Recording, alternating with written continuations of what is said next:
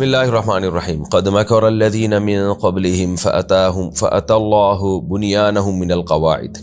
آپ کو پتہ ہے اس سے پہلے رکوع میں سورہ نحل میں شروع سے اللہ اپنی قدرت کے دلائل بیان کر رہا ہے، جانوروں کی مثالیں، سورج چاند کی مثالیں، زیتون انگور کی مثالیں، سمندر کی تسخیر، ستاروں سے رہنمائی حاصل کرنا، بہت ساری نعمتیں بیان کر کے اللہ نے فرمایا کہ تمہارا معبود ایک ہی معبود ہے جو یہ سارے کام کر رہا ہے۔ تو اللہ نے تو اپنے دعوے پر بہت سارے دلائل دیے،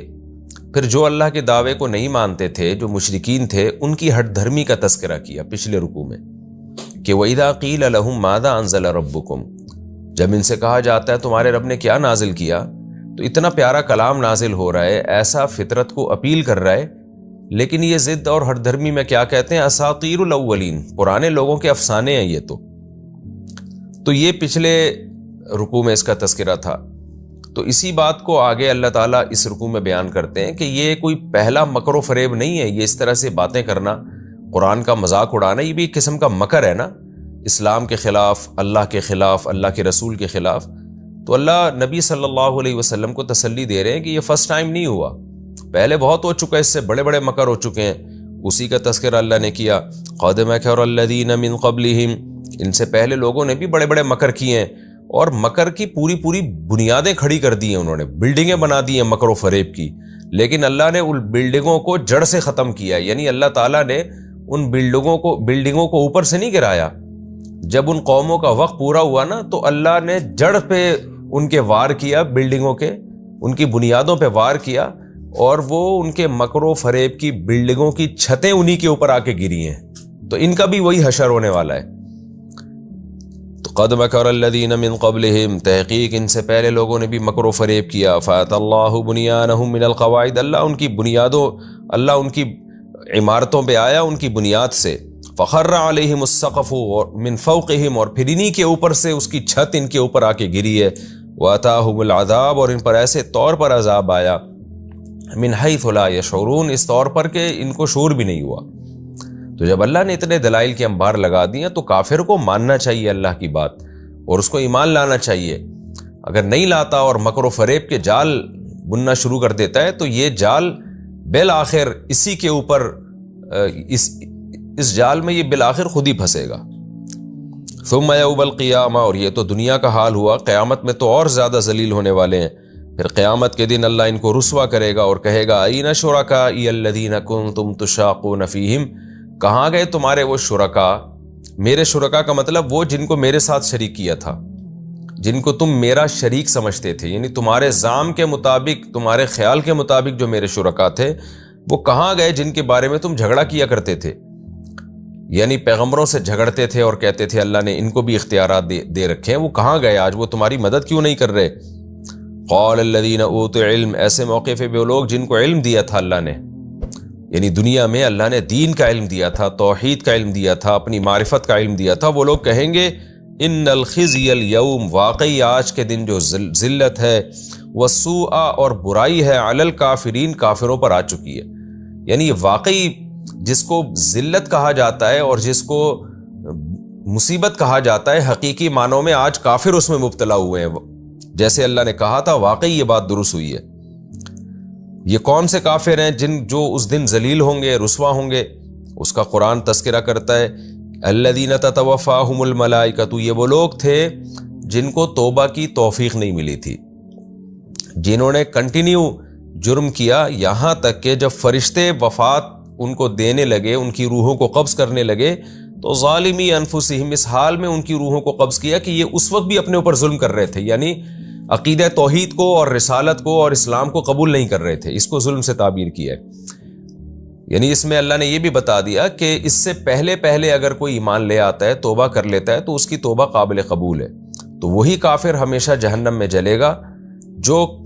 موت تک اس کفر پہ قائم رہا، یہاں تک کہ جب فرشتے اس کی روح قبض کرنے لگے تو بھی وہ اپنی جان پر ظلم کرنے والا تھا، اس وقت بھی اس کو توبہ کی توفیق نہیں ملی۔ البتہ یہ بات احادیث سے ثابت ہے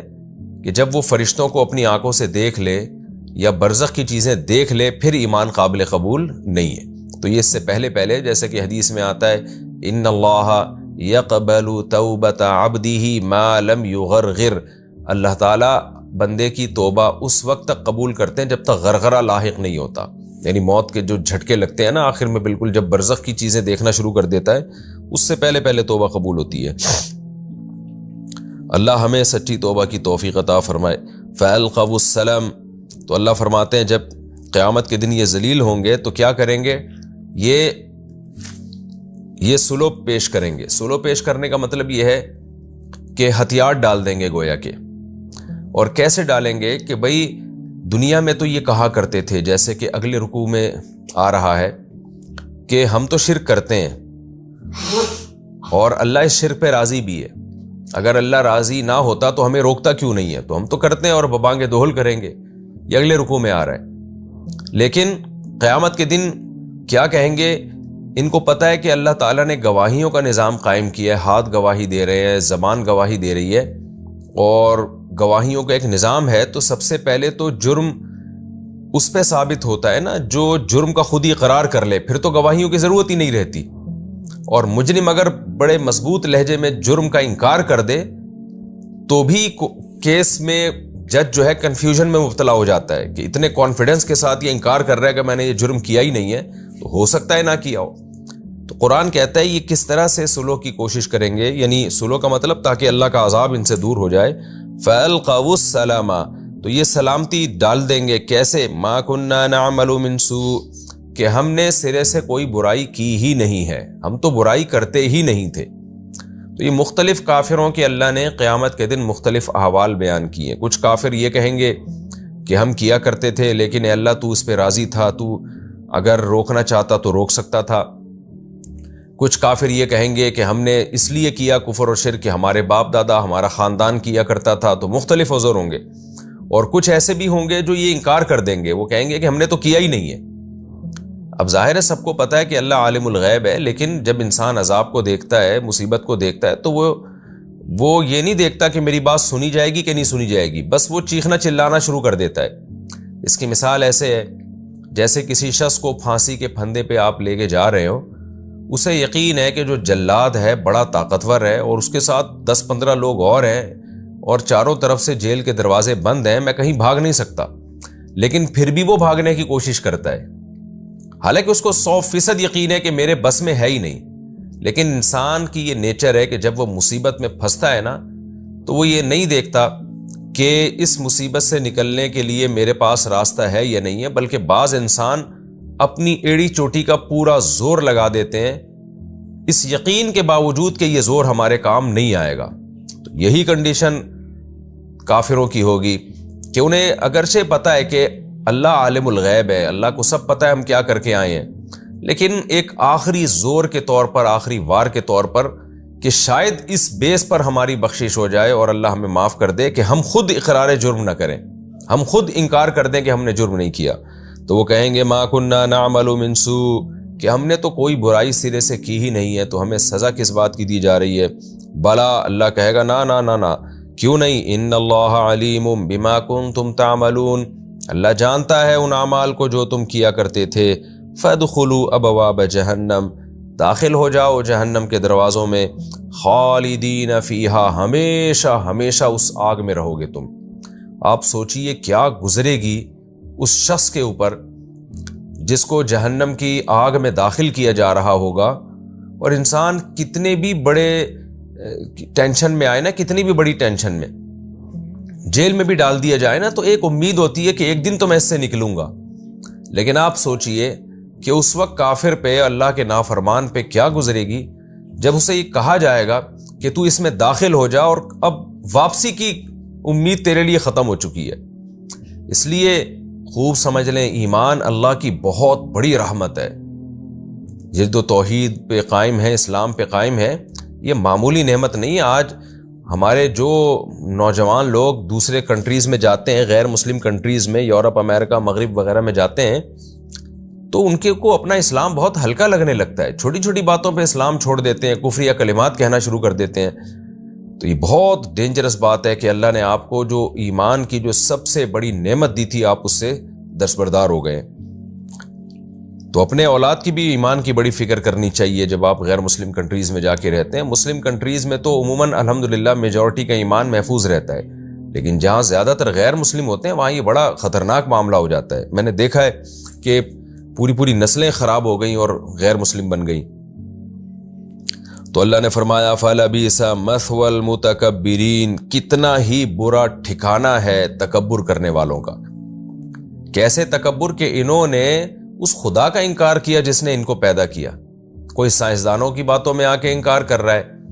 کوئی اپنی خواہشات کی بیس پہ انکار کر رہا ہے، کوئی فضول قسم کے دعوے کر رہا ہے کہ مجھے چونکہ خدا نظر نہیں آتا اس لیے میں نہیں مانوں گا.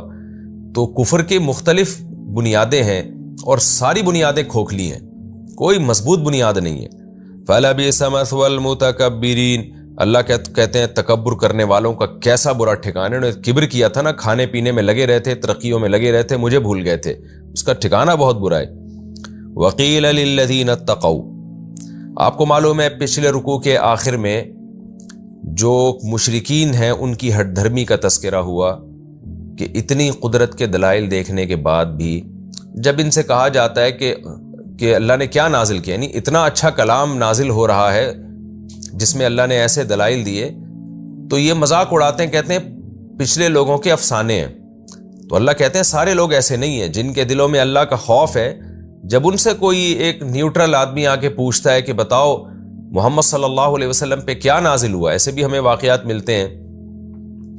کہ کچھ غیر مسلم نوجوان صحابہ تھے، جب صحابہ کرام کے قافلے وہاں سے غیر مسلم نوجوان عرب تھے، تو جب صحابہ کرام کے قافلے وہاں سے گزرتے تو ان سے پوچھا کرتے کہ ہم نے سنا ہے کہ کسی نے نبوت کا دعویٰ کیا ہے اور ان پر کوئی کلام نازل ہوتا ہے. تو صحابہ ان کو بتاتے ہیں ہاں ایک کلام نازل ہوا ہے. وہ پوچھتے وہ کلام کیا ہے، صحابہ پڑھ کے سناتے اور کہتے ایسا اچھا کلام ہے. تو بعض صحابہ کی تاریخ یہ ہے کہ انہوں نے جب وہ غیر مسلم تھے تو اسی دوران بہت سارا قرآن یاد کر لیا تھا، حالانکہ وہ اس وقت تک مسلمان نہیں ہوئے تھے، لیکن ان کو قرآن اچھا لگتا تھا تو وہ یعنی حالت کفر میں ہی کافی قرآن انہوں نے یاد کر لیا. پھر جب ان کی قوم مسلمان ہوئی ہے تو نبی نے انہی کو امام بنا دیا کہ تم میں سب سے زیادہ قرآن ان کو یاد ہے. تو وہ صحابی کہتے ہیں مجھے جو سب سے زیادہ قرآن یاد تھا اس لیے کہ میں نے کفر کی حالت میں ہی بہت سارا قرآن یاد کر لیا تھا، جو عرب کے قافلے میرے قریب سے صحابہ کے قافلے گزرا کرتے تھے ان سے سن کے. تو اللہ تعالیٰ فرماتے ہیں وَقِيلَ لِلَّذِينَ اتَّقَوْا، اور کہا گیا ان لوگوں سے جنہوں نے تقوی اختیار کیا، جب ان سے پوچھا گیا ماذا انزل ربکم، تمہارے رب نے کیا نازل کیا ہے، قالوا خیرا، وہ کہتے تھے خیر نازل کی ہے، ایسی چیزیں نازل کی ہیں جس میں ہماری بھلائی ہے، ہمیں دنیا اور آخرت کا فائدہ نظر آ رہا ہے اس میں. للذین احسنوا فی ہذہ الدنیا حسنہ، وہ لوگ جنہوں نے اچھے اعمال کیے ان کے لیے اس دنیا میں بھی حسنہ ہے. للذین احسنوا، احسنوا کا تعلق فی ہذہ دنیا سے بھی ہو سکتا ہے اور حسنہ سے بھی ہو سکتا ہے. کیا مطلب جنہوں نے اس دنیا میں اچھے اعمال کیے ان کے لیے حسنہ ہے، اور یہ بھی اس کا مطلب ہو سکتا ہے جنہوں نے اچھے اعمال کیے ان کے لیے اس دنیا میں بھی حسنہ. دوسرا معنی اس لیے زیادہ بہتر معلوم ہوتا ہے کہ آگے آخرت کا الگ سے تذکرہ آ رہا ہے. تو اللہ فرماتے ہیں جنہوں نے اچھے اعمال کیے فی ہذہ الدنیا حسنہ، ان کے لیے اس دنیا میں بھی اچھائی ہے، پاکیزہ زندگی ہے. وہ اچھائی کیا جس کو دوسرے مقام پہ بیان کیا فَلَنُحْيِيَنَّهُ حَيَاةً طَيِّبَةً، ہم ان کو پاکیزہ حیات عطا فرمائیں گے. پاکیزہ حیات کسے کہتے ہیں؟ دیکھیں اسلام میں حلال کھانے کا حکم ہے، حرام سے بچنے کا حکم ہے، آپ کی خوراک پاک ہو جائے گی، آپ کا لباس پاک ہو جائے گا، آپ کا لائف اسٹائل اچھا ہو جائے گا، خاندانی نظام آپ کا مربوط ہوگا، آپ بڑوں کے حقوق جانتے ہوگے، چھوٹوں پہ شفقت جانتے ہوگے، آپ سود سے بچو گے اور آپ شرک سے بچو گے. تو یہ جتنی اچھائیاں ہیں ان پر چلنے کا اسلام حکم دیتا ہے. تو اس سے انسان کو خود بخود ایک طہارت اور پاکیزگی کا احساس شروع ہو جاتا ہے.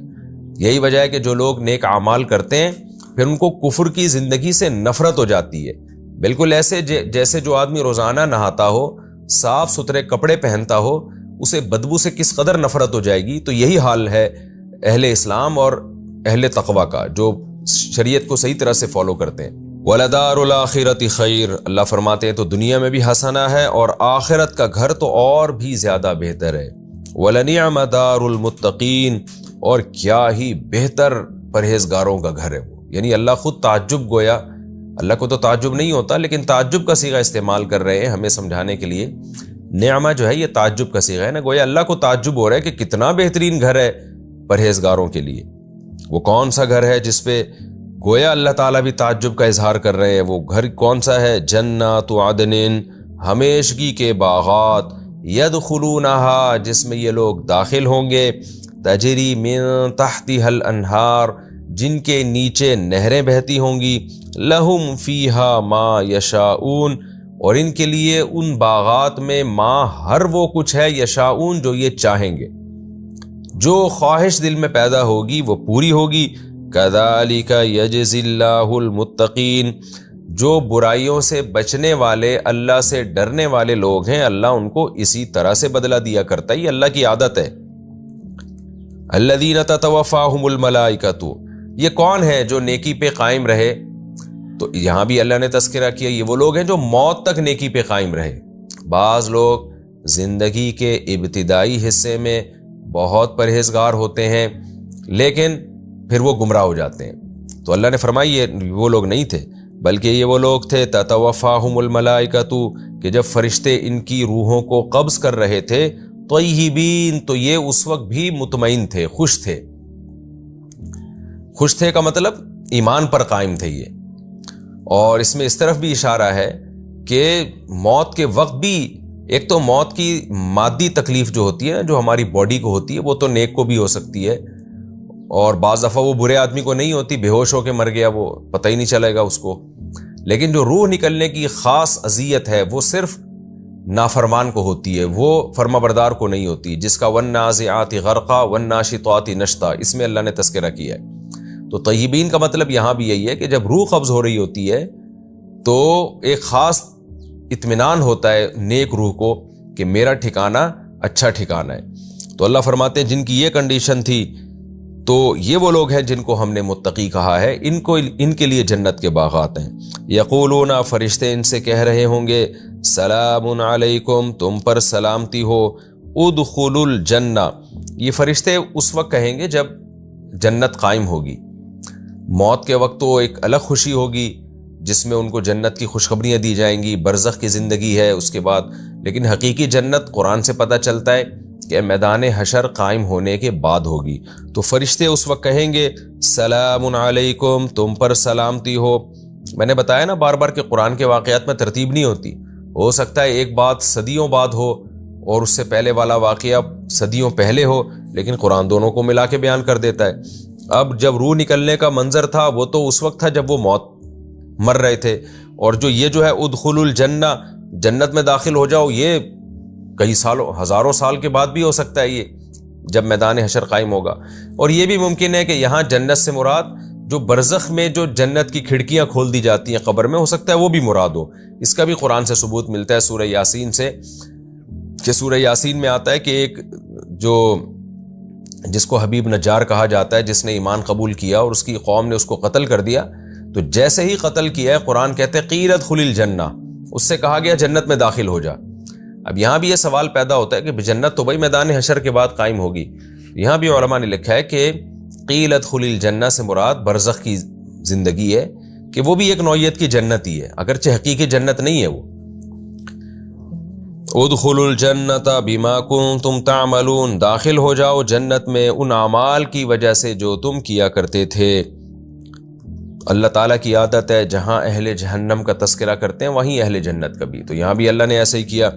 اب قرآن اپنے دوبارہ ان دلائل کی طرف آتا ہے، هل ينظرون الا ان تأتيهم الملائکہ، اتنی باتیں سننے کے بعد یہ ایمان نہیں لاتے تو کیا یہ اس کا انتظار کر رہے ہیں کہ فرشتوں کو اپنی آنکھوں سے دیکھیں، فرشتے آئیں، او یاتی امر ربک، یا تیرے رب کا حکم آ جائے، عذاب آ جائے، تو عذاب دیکھنے کے بعد یہ ایمان لے کر آئیں گے۔ کذالک فعل الذین من قبلہم، تو اے محمد صلی اللہ علیہ وسلم آپ غم نہ کیجئے، ان سے پہلے لوگوں نے بھی اسی طرح کیا، وہ بھی جب فرشتوں کو آتا دیکھا اور عذاب اپنی آنکھوں سے دیکھا پھر ایمان لائے تھے۔ تو یہ کوئی نئی بات نہیں ہے، یہ پہلے لوگ بھی اس طرح کرتے رہے ہیں، تو آپ صبر کریں۔ جب بھی قرآن میں اس طرح کی آیت ہوتی ہے نا کہ یہ پہلے لوگ بھی کر چکے ہیں، تو اس کا بنیادی مقصد نبی صلی اللہ علیہ وسلم کو، اہل ایمان کو تسلی دینا ہے کہ تکلیف یا غم زدہ اس کام پہ ہونا چاہیے نا جو پہلی دفعہ ہو رہا ہے، یہ تو ہمیشہ سے ہوتا آ رہا ہے یہ، اور ہر پیغمبر نے صبر کیا۔ وما ظلمہم اللہ، لیکن اللہ نے ان پر ظلم نہیں کیا تھا، ولکن كانوا انفسهم یظلمون، یہ خود ہی اپنی جانوں پہ ظلم کیا کرتے تھے اس طرح کی باتیں کر کر کے جس پر عذاب آیا۔ فاصابہم سیئات ما عملوا، بس جو بدعمالیاں انہوں نے کی ان کی برائی یعنی برائی کی سزا ان کو پہنچی. وحاق بہم ما کانوا بہ یستہزئون، اور جس عذاب کا یہ مذاق اڑایا کرتے تھے اس عذاب نے ان کو گھیر لیا.